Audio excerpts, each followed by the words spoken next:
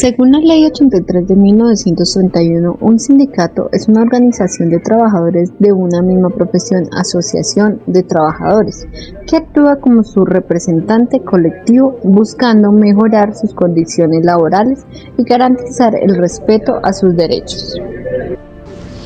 El sindicalismo en Colombia nació en 1847 con la Sociedad de Artesanos de Bogotá.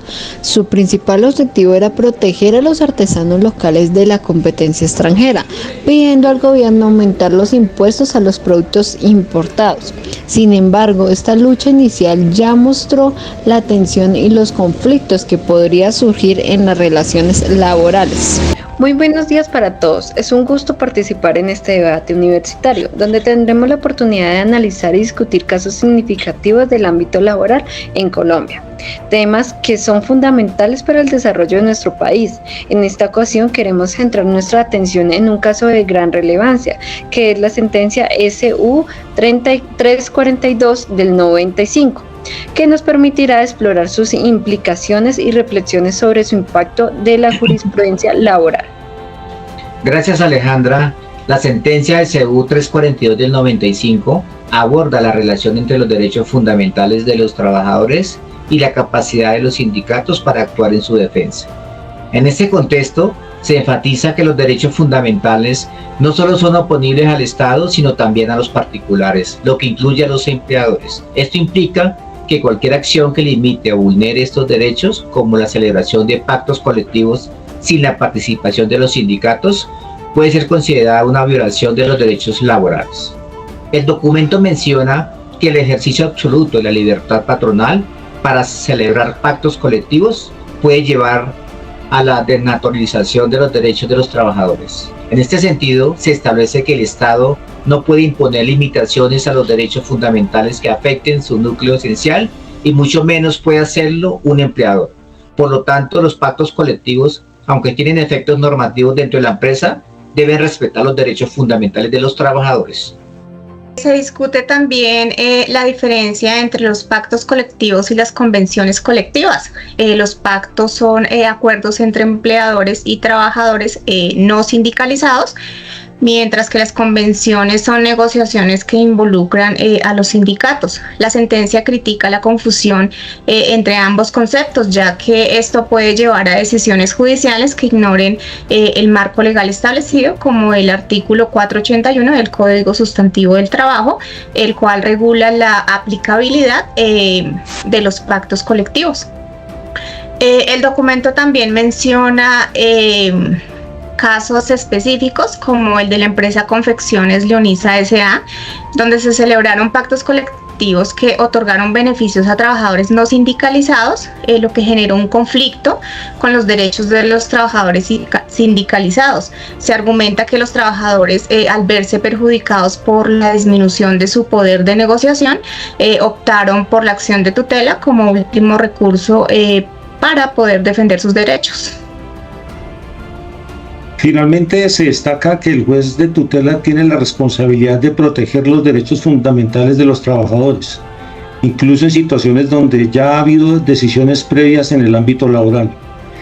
Esto resalta la importancia de la tutela como mecanismo para garantizar la justicia y la equidad en el ámbito laboral, especialmente en contextos donde los derechos de los trabajadores pueden estar en riesgo debido a prácticas desleales o abusivas por parte de los empleadores.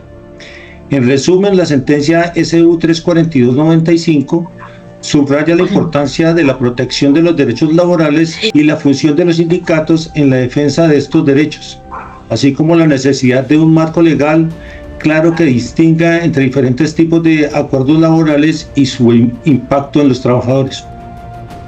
Excelente. Hermis, dinos por favor cuál es la postura frente a las implicaciones de la sentencia en relación con las negociaciones colectivas y los pactos laborales. Claro que sí, esta sentencia tiene importantes implicaciones para la negociación colectiva y los pactos laborales en Colombia. Reafirma que los derechos de los trabajadores, tanto sindicalizados como no sindicalizados, deben ser respetados en este contexto.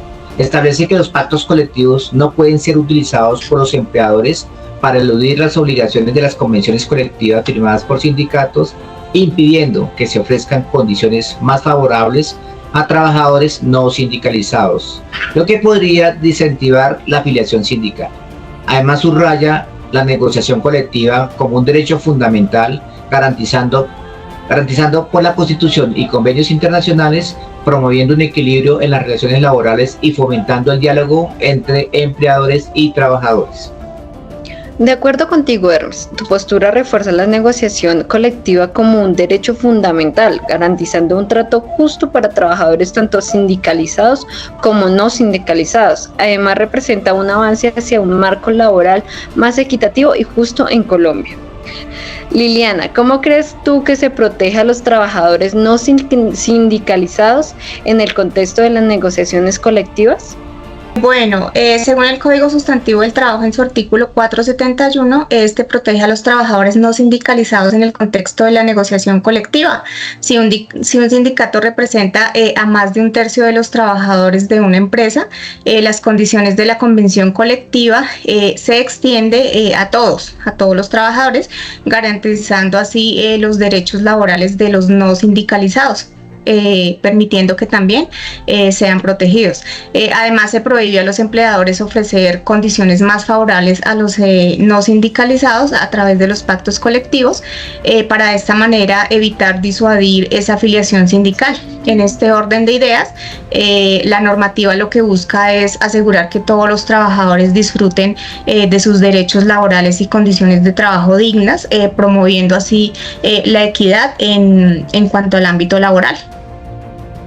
Bien, continuamos con Luis Eduardo. De acuerdo con lo establecido en el artículo 481 del Código Sustantivo del Trabajo sobre la afiliación sindical, háblanos un poco más acerca de este tema. Por supuesto, Alejo. Este artículo establece que todos los trabajadores tienen el derecho a afiliarse a un sindicato de su elección, sin que esto implique ninguna forma de discriminación o represalia por parte del empleador. Este artículo es crucial porque garantiza la libertad de asociación, permitiendo a los trabajadores unirse para defender sus intereses comunes. También establece que los trabajadores no pueden ser obligados a afiliarse a un sindicato ni a permanecer en él, lo que refuerza el principio de la libre elección. La afiliación a un sindicato permite a los trabajadores acceder a una serie de beneficios, como la negociación colectiva, la defensa legal en caso de conflictos laborales y la posibilidad de participar en actividades que promueven sus derechos. Este artículo, junto con otros, regula la actividad sindical, busca recrear un equilibrio en las relaciones laborales, donde los trabajadores puedan organizarse y actuar colectivamente para mejorar sus condiciones de trabajo. La protección de la afiliación sindical es esencial para fortalecer la representación de los trabajadores y garantizar que sus voces sean escuchadas en el ámbito laboral. Luis Eduardo, has abordado un punto fundamental, la libertad de asociación. Sin embargo, me gustaría plantear una reflexión sobre cómo se implementa realmente este derecho en la práctica. A pesar de que la ley establece la libertad de afiliación, en muchas ocasiones los trabajadores enfrentan presiones o intimidaciones que pueden disuadirse de unir a un sindicato. Esto me lleva a plantear la siguiente pregunta. ¿Qué medidas adicionales se podrían implementar para asegurar que la afiliación sindical sea verdaderamente libre y sin coacciones? Sí, Liliana, dinos. Este tema es bastante complejo y lo primero que debemos hacer es reconocer el problema, estableciendo un contexto claro. A partir de allí es fundamental trabajar en el fortalecimiento de las leyes que protegen a los trabajadores que deciden unirse a un sindicato.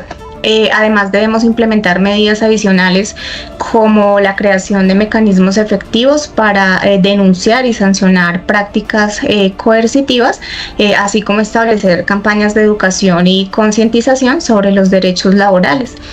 Solo así, y a través de un marco legal sólido, es que podemos garantizar que la afiliación sindical sea verdaderamente libre y sin coacciones. Sí, gracias Liliana. Es cierto que en la jurisprudencia, especialmente en casos como este, se establecen precedentes que guían la interpretación de los derechos laborales. Las decisiones de la Corte Constitucional pueden influir en la aplicación de las leyes laborales, promoviendo una mayor protección de los derechos fundamentales de los trabajadores y estableciendo estándares que deben seguir los jueces en casos similares. Sin embargo, podríamos quedarnos horas debatiendo sobre el tema, ya que, como se dice coloquialmente, hay mucha tela para cortar. Totalmente de acuerdo, compañeros. Como reflexión final, este caso nos recuerda que contamos con una normativa robusta que beneficia y protege a los trabajadores de arbitrariedades. En el convenio 98 de la OIT, ratificado por Colombia mediante la Ley 27 de 1976, es un pilar fundamental para garantizar que los trabajadores puedan negociar sus condiciones laborales de manera justa y equitativa.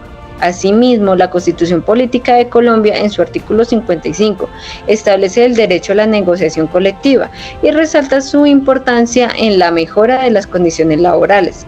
También en el artículo 86 de esta misma Constitución, por su parte, consagra la acción de tutela como un mecanismo para proteger los derechos fundamentales.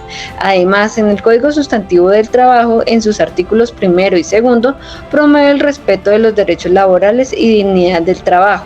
A lo largo de este debate hemos explorado en profundidad en la sentencia SU 342 del 95 y su impacto en el derecho laboral en Colombia.